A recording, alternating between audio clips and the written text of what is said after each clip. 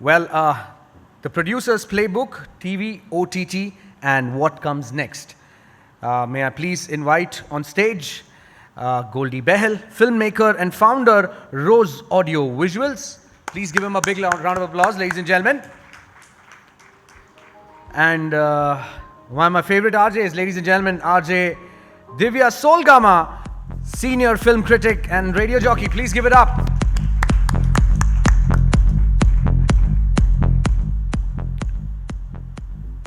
Over to you.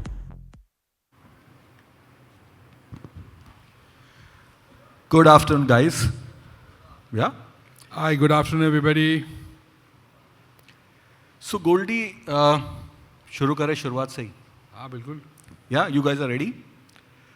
So, of course, we all know Goldie Behl, producer, director, screenwriter. क्या-क्या आप कितनी सारी चीज़ें करते हैं, आप फिल्में बनाते हैं, you do again television shows, OTT shows, verticals. You have a family background also, where your dad made one of India's finest films with huge superstars, right from Rajesh Khanna, Amitabh Bachchan, Jitendra, and so many other, Ranbir Kapoor and everything. I want to know, Goldie, how was filmmaking in that time in comparison to today's times? Because he made many big films which are still relevant. So I can't speak too much. I was really young when he passed away. So, but what I hear and what I remember, I was just 14, 15. Are you asking like what was movies then and what are they now? Yeah, or, on the production side, filmmaking, the costing. So, of course, the costing was very, very reasonable. And but at that time, a producer, director used to spend everything themselves, used to have the hundi system. It was very disorganized. To bet a house and jewelry, mom's jewelry, everything on it, and make a movie. It is just madness at some level. And it was a very, very family affair, So over the years, the technicians used to become family members, and actors used to become like family and stuff like that. So it was a very disorganized mom and pop shop kind of a thing, and they used to come together. But the thing that was good at that point was that because you were doing everything yourself, you were 200% sure that this is what I want to do. And that most likely than not used to translate to the audience, and the audience used to give the love back for it. Over the years, it has changed. You know? And while I was growing up, things became a bit more corporatized, which is good at some level, Right. You didn't have to lose your house every time you made a movie. So that was good. But at the same time, answerability came in, People were putting the money, from the time that I've seen, from my childhood when I used to go to school, that time there was this whole thing about home video. Video cassettes and video piracy, and they thought the film business was going to come to an end, but it didn't. Then music companies came in, then they were the funders, and then eventually corporates came in, then they were funding movies. Now you have these multinational tech companies who are like almost like funding movies by taking the OTT rights and stuff like that. So yes, one part of it becomes about reverse working the profitability, the revenue, but I still think that the movie that will work will be the movie that you can actually bet your house on. So the thought process needs to be the same, where you can, bet the shirt off your back, and do it whether anybody else believes in it or not, as long as you and your team who's making the movie believe in it, Okay. Since you mentioned the OTT platforms, now things have changed. You said there was a time when corporates were funding movies, but now it's a reverse thing. Many of the films, the moment they get an approval from OTT platforms, they start making films. Do you feel this might affect the filmmaking or the passion, or it's a nice and clean way for the businessmen to invest money in movies and come out in a clean and neat manner? Definitely it is neat and clean, and I am all for it, The discipline has to be in the people who are making the content, and the people who are commissioning it need to be a little bit more either they need to be a little bit more cinema literate, or they need to know they're not cinema literate, you know, so they can step back and say, boss, I've given you this much money, this is the basic story, I think it'll work because of data. So then you're a data guy, money guy, you know, that's fine, you know. You're giving me money to do something, I am answerable to you. So that's okay at some level. But when it becomes a whole thing about producers or directors just putting a project together that ye actor ko le liya, ye filmmaker abhi chal raha hai, isko le liya, and put together a project and put it out, most likely than not the audience smells it and the movies don't work. Recently we've had a good run in theatrical, and I think theatrical is making a big comeback. Yeah. I myself am looking at getting back into theatrical after a long hiatus. We're starting from regional cinema and then moving upwards into Hindi and Telugu. So it's a great time to make movies, yeah. But don't you feel post-COVID, you know, things have changed. The audience which used to consume small content-driven films, let's say movies of Ayushmann Khurrana or Rajkumar Rao or Alia Bhatt movies, which used to cross 100 crores at that time, are struggling to find its audience in today's times, because that audience has somewhere shifted to their comfort of their home screens and watching OTT shows. Will they come back? Yes, they will. You know, we need to find, it's much easier said than done, but community viewing experience, you know, we need to find stories which are community viewing experiences, you know. So if I think that a Badai Ho would have worked today also, you know, if we're talking about Ayushman's movies, or a Razi, you know, because there is a sense of collective, one emotion that collectively everybody feels in that cinema hall in the darkness, you know. So I don't think that's going to go away. You see in the South, you know, we're doing content in Telugu as well. You know, one of my partners, Nandini, just released her movie with Samantha. She's doing some content for us in this thing. It's a huge hit, you know. Again, not a very big film, you know, but it had a community viewing experience to it. You know, that Maini Bangara. I am sorry, I can't pronounce the name, but it did really well. It was not a big budgeted movie. You know, मैं वापस आऊँगा. I think they spent a lot of money, but as a thought and soul, it was a very independent kind of a movie. Yeah, people did come back, you know, word of mouth. So word of mouth picked up. Yes, you need to have the muscle to hold it in the cinema halls, like the Birlas held it in the cinema halls. We ourselves are releasing a Marathi movie, Soda, on 16th of October. It's a very small movie about a little boy and him looking forward to the events in his life and his coming of age of a 13-year-old boy. And we are hoping that, you know, we can sustain the movie in the cinema hall and make it grow.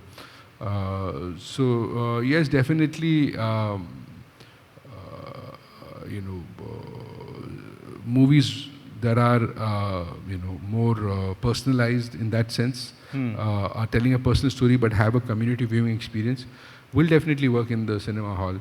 I don't know whether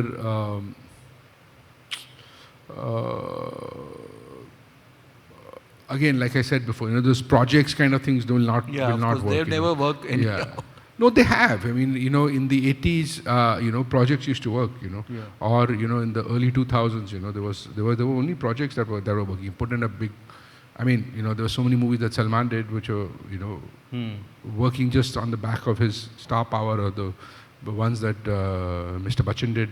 You know, it was just him pulling the movie. The movie was crap, you know. So those were projects that worked, you know. But I don't think now is the time that a star can pull off an entire movie just on his charisma, you know. That time is gone, definitely. Okay. So since you mentioned OTT, again we are talking on the OTT, there was a rise which we saw with some crime-based thrillers like Mirzapur, or later on, you know, Sacred Games and many other shows. Panchayat was one such example. Don't you feel somewhere it's now stuck that people are again replicating the same type of content by making those again North Indian crime thrillers or small village-based stories? Also at the same time, we did see a show like Made in India Titan Story, you know, celebrating the brand, celebrating a success of that brand. Do you feel that's the way forward? So OTT has also gone through a curve, you know. So there was a lot of money being spent, And fortunately for them, there was a pandemic, unfortunately for everybody else. But people sat at home and got used to watching a certain kind of content. But that time is gone, The tech companies have made their OTT platform. Everybody knows who Netflix and Amazon is now. So spending just on creating a habit is over. Now everybody's looking at top lines, or not even top lines. They're looking at profitability and revenue. So now the budgets have become tighter. So when budgets become tighter and they're looking for profitability, you inevitably lean towards data. Okay. Now the good thing and the bad thing about data is data tells you that what people are consuming, Right.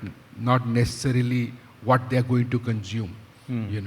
That I have still to come across data that I think this is the next big thing or something like that. Generally I'll be a little biased. I'm sure it's there, but I'll be a bit biased. That generally comes from the creator and from the mind of a producer or a director or a writer. So what happens is that people start relying on data and relying on what has worked, and maybe people will continue to watch what has worked. So then now you're seeing the outcome of that. So there's a reputation. अरे मिर्ज़ापुर चला था तो मिर्ज़ापुर जैसा कुछ बनाते हैं, पंचायत जैसा कुछ बनाते हैं. So and then you do variants of that, and they're hoping that they start. Then somebody comes and tries out something new. Some platform has a courage to back it, and it then changes the trend again. Then you go back to say, oh, that thing has. So many things have failed in forums and test screenings and all, but they have worked eventually. Biggest example was the American show Seinfeld. Yeah. It failed miserably in all test screenings and everything. But there was one studio executive who had a belief and put it out there, and it became like a cult show and rewrote how sitcoms are to be done. The Squid Game. Huh? The Squid Game, again, another example. I'm not aware that it So was... that was, nobody was passing that show, and Yeah. one fine day it just got, and it's became a worldwide sensation. Yeah, so Netflix takes chances abroad more, I think. Why do you say so? Why are they not taking chances out here? Where do we lack? I don't know, maybe they haven't got original... People like me haven't gone to them with good enough ideas, I guess. I don't know. I need to get business from them, so I'm going to hope that the fault lies with me and not with them. Okay. But do you feel we can make a film like Barbie out here? Of Which course. is celebrating, again, Barbie was introduced to a new generation, new kids. The movies business was one of the biggest, and I think it was the top 3 films of that entire decade. Absolutely, Divya. I think moving forward, at least for TV and OTT, not so much theatrical, but there is a shift in, because everybody's become so conservative, and nobody really knows what they want, so then it becomes the responsibility more of the producer, like the session is talking about, what comes next, Yeah. So what comes next is, I think, stories that are backed by brands. Like you mentioned Barbie, or you mentioned Titan. Titan.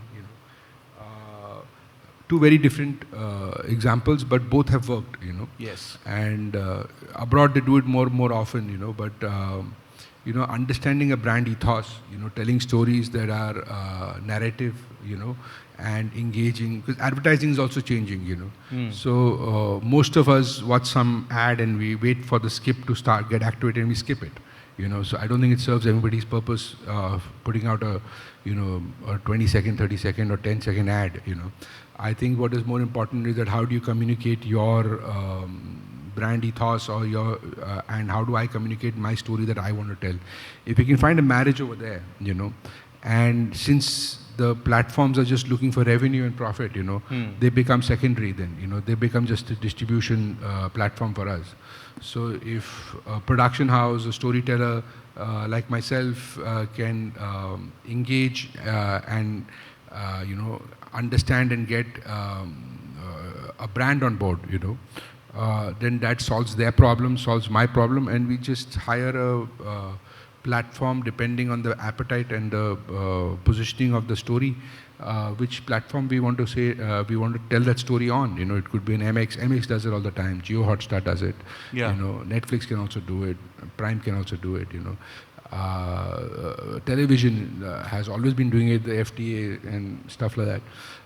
But now I think it's becoming, you know, especially because we're doing vertical content also. Yeah. How do you see that thing again? You know, few years back it started in South Korea. Southeast countries were taking it. They made it big. We started it couple of years back, and now with big players coming, there are news like big players like YRF, Dharma will enter into this field. Do you feel that's going to be the next big thing? I think there's a lot of work happening on vertical dramas, micro dramas, what they call. We've done a few. We're working with various platforms. We're doing commissioned work at the moment, but we're also talking to certain brands as to how we can tell their stories through narrative, through fictional characters, and integrate those brands. And you know, some ideas are, you know, going direct content to commerce kind of ideas. You know, so I think all that is all new. And as far as these big big production houses going inside, I still have to see how they're going to do it, because where I come from, my production house, I make big budget movies. I do, you know, daily soaps. Yes. I do vertical dramas. So I have the landscape and the you know, the ecosystem and teams to deliver various kinds of content as demanded by the market. I still have to see how, you know, Karan and Adi and, you know, Shah Rukh's team and all, how they're going to do it, you know. It'll be interesting to watch. But definitely, there is a fatigue now coming into micro dramas. We are trying to give better production values. We are trying to give better performances. Unlike most new storytelling platforms, you know, micro drama started from tier 2, tier 3. Yeah. You know, generally what happens is when TV came in, it started with the elite, you know, who had TV access. You know, it was an expensive thing that you had and all. Very interestingly, micro dramas started from ground up, you know. So there is a thought process and there is a kind of storytelling that appeals to a certain audience. And now it is moving towards the big cities and a little bit more elite audience. So even the storytelling is going to start catering to a much more elite audience. I'm not saying they're better audience, they just have more money, that's about it. So again, what are your views on AI? You know, a couple of years back, I think Black Mirror had an episode where through AI they go into a classic film and they replace the hero. It's like making DDLJ, Dilwale Dulhaniya Le Jayenge, with Ranbir Kapoor or maybe a younger actor and replacing with Shah Rukh Khan. Where do you feel that's going to go? But first you have to make DDLJ, no? Then you have to replace Shah Rukh. So that DDLJ has to still be made. So AI is a tool, and it's a fantastic tool. When we started off many years ago, I remember a lot of musicians went out of work because of programming and sampling sounds. I see the similar thing happening now with visual effects, and a lot of artists going out of work, unfortunately. But a new kind of job is being created by AI. So AI is a great tool, and you know, it's like what you just narrated. Instead of remixing a song, they're remixing a movie. You know, so I'm okay with that, man. I keep on transforming and changing with times, as long as copyright is protected and, you know, you're not taking anything illegally, it's fine. Okay. Goldie, since you are out here and recently we saw the super success of the Odyssey and Spider-Man, which is like killing it at box office, people are back in cinema halls. The ticket price are like, you know, 2,000, 3,000 bucks in cities like Mumbai, and they are houseful. This looks it might go to 500, 600 crores. Where does this take to the bigger movies like Ramayan, which is coming, or, you know, Varanasi, which is there from the south? Do you feel audience will be a little bit harsh towards the films which we are going to make by comparing them with these type of movies? So I've been a victim to that many years ago. Yeah. I tried out a mythological fantasy movie in Drona, and I got clobbered at the box office.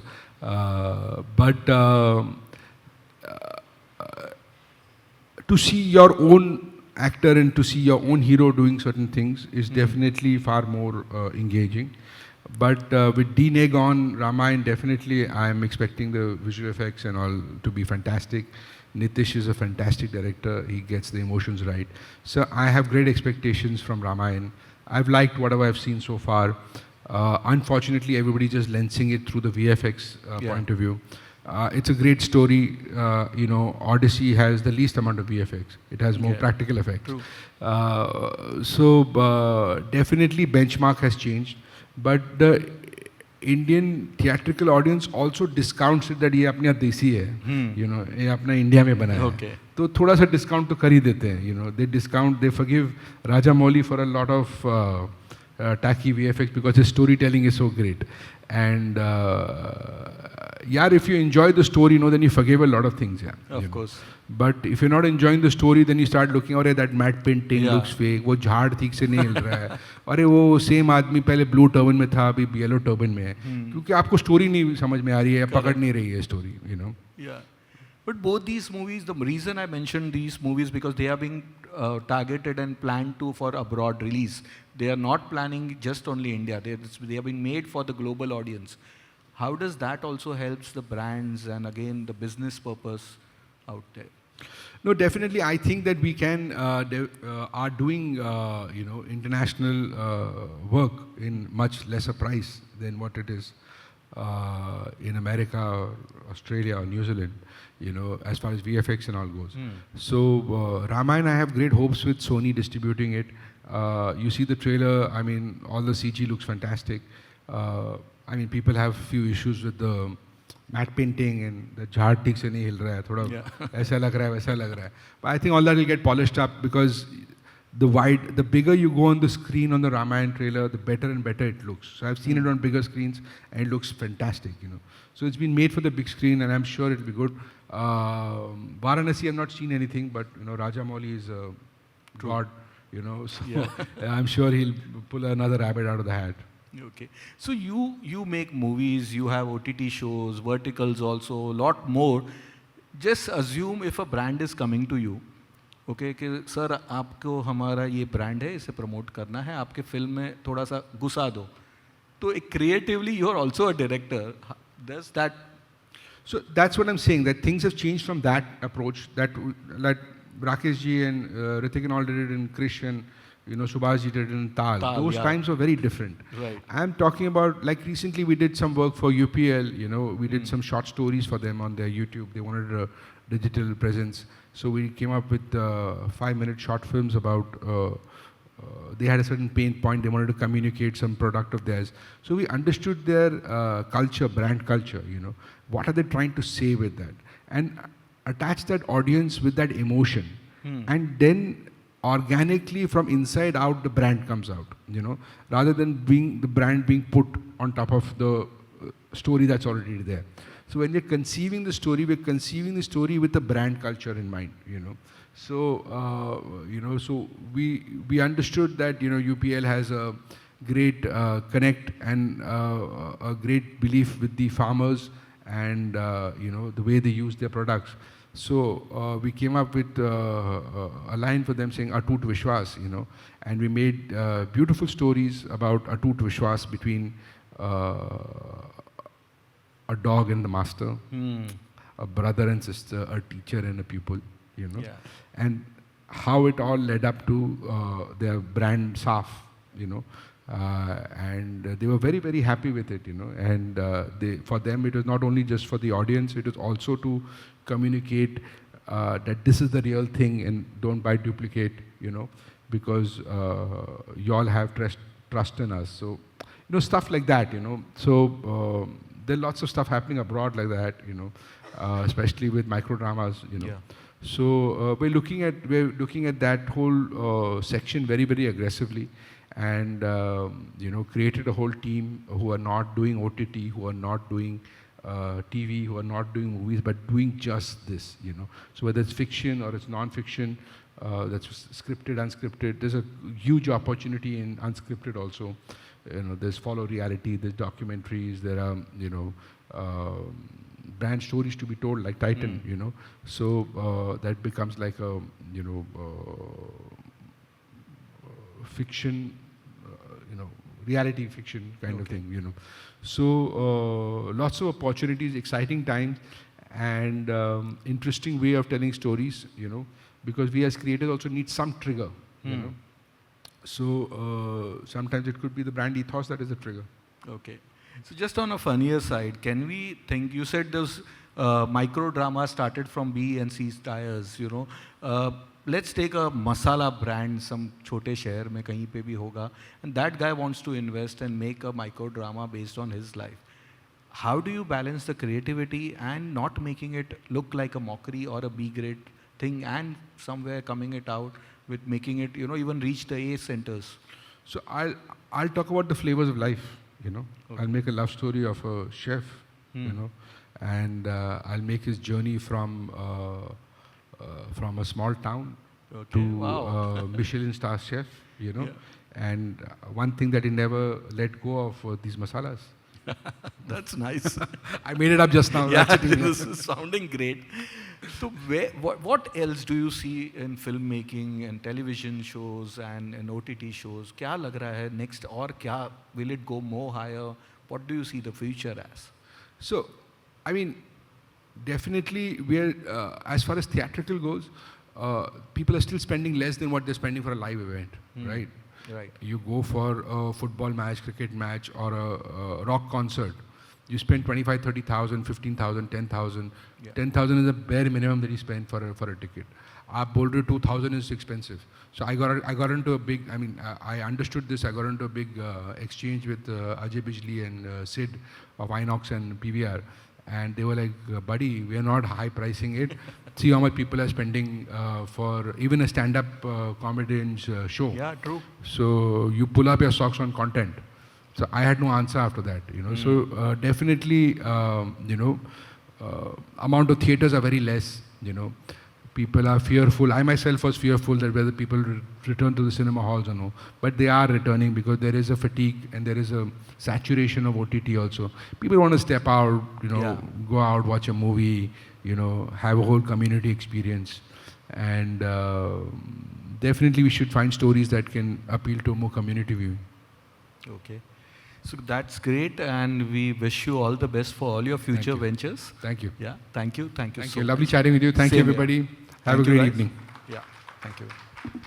Big round of applause, ladies and gentlemen.